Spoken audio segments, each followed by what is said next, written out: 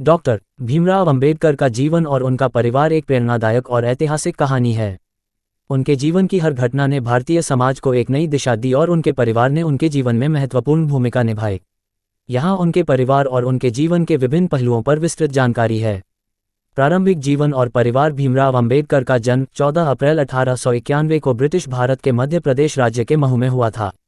उनका पूरा नाम भीमराव रामजी सकपाल था। भीमराव महार जाति से आते थे, जिसे भारतीय समाज में अछूत और निम्न समझा जाता था। उनके पिता रामजी मालोजी सकपाल ब्रिटिश सेना में सूबेदार थे और माता भीमाबाई एक धार्मिक महिला थीं।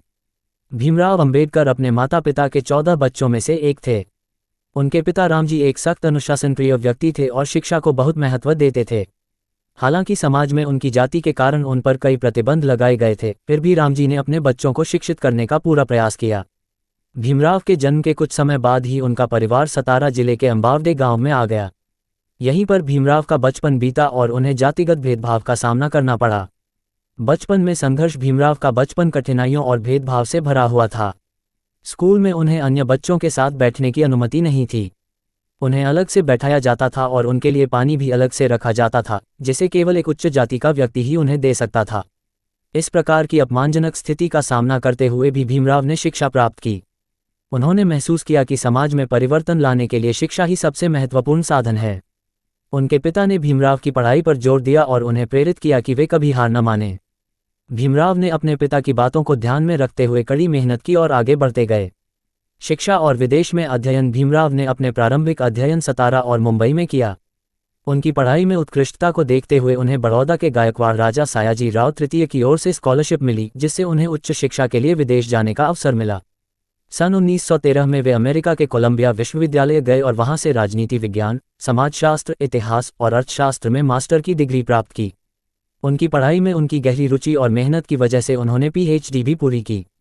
विदेश में शिक्षा प्राप्त करने के बाद उन्होंने लंदन स्कूल ऑफ इकोनॉमिक्स और ग्रेज इनसे भी पढ़ाई की। उन्होंने कानून में भी विशेषज्ञता हासिल की। भीमराव अंबेडकर के इस शिक्षण सफर ने उन्हें एक बड़े विचारक, समाज सुधारक और संविधान निर्माता के रूप में पहचान दिलाई। परिवार और विवाह। भीमराव अंबेडकर का विवाह सन 1906 में रमाबाई से हुआ, जब वे केवल 15 वर्ष के थे। उस समय भारतीय समाज में बाल विवाह का प्रचलन था और इसी कारण भीमराव का विवाह कम उम्र में कर दिया गया। रमाबाई भी एक साधारण परिवार से थीं और अपने पति के संघर्ष में हमेशा साथ रहीं। रमाबाई ने भीमराव की जीवन में महत्वपूर्ण भूमिका निभाई। उनकी सादगी और धैर्य ने भीमराव को हर परिस्थिति में सहारा दिया। भीमराव ने जब समाज सुधार और दलित उत्थान के लिए काम करना शुरू किया तो रमाबाई ने उन्हें मानसिक संबल प्रदान किया। हालांकि उनका वैवाहिक जीवन कई कठिनाइयों से भरा रहा। उनकी आर्थिक स्थिति बहुत कमजोर थी और उन्हें अक्सर गरीबी और अभावों का सामना करना पड़ा। उनकी कई संतानें भी बचपन में ही चल बसीं, जो दोनों के लिए बहुत पीड़ादायक था। इन कठिन परिस्थितियों के बावजूद रमाबाई ने भीमराव को कभी पीछे नहीं हटने दिया। सामाजिक संघर्ष और दलित उत्थान। डॉक्टर अंबेडकर ने अपनी पढ़ाई पूरी करने के बाद बड़ौदा राज्य की सेवा में कार्य किया। हालांकि वहां भी उन्हें अपने जातिगत भेदभाव का सामना करना पड़ा। उन्होंने महसूस किया कि समाज में दलितों को सम्मान और अधिकार दिलाने के लिए उन्हें खुद ही संघर्ष करना होगा। सन 1920 में वे मुंबई लौटे और मूकनायक नामक एक पत्रिका का संपादन शुरू किया। इसके माध्यम से उन्होंने दलितों और पिछड़े वर्गों की समस्याओं को समाज के सामने रखा। धीरे धीरे उनका संघर्ष और आवाज़ पूरे भारत में गूंजने लगी। उन्होंने दलितों को संगठित करने का काम शुरू किया और विभिन्न आंदोलनों का नेतृत्व किया। डॉक्टर अंबेडकर ने महाड़ में चवदार तालाब सत्याग्रह का नेतृत्व किया, जिसमें दलितों को पानी पीने के अधिकार के लिए संघर्ष किया गया। उन्होंने मनुस्मृति दहन आंदोलन भी चलाया, जिसमें उन्होंने जातिगत भेदभाव और ऊंच नीच के विचारों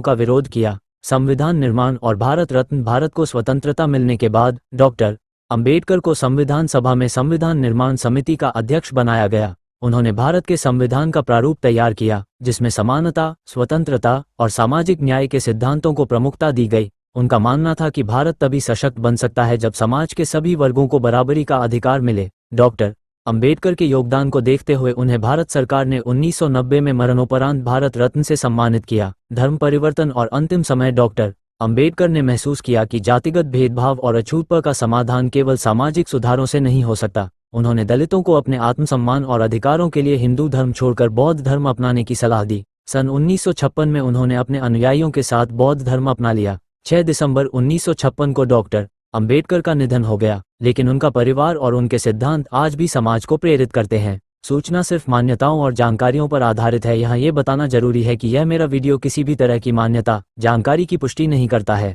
किसी भी जानकारी या मान्यता को अमल में लाने से पहले संबंधित विशेषज्ञ से सलाह लें। धन्यवाद।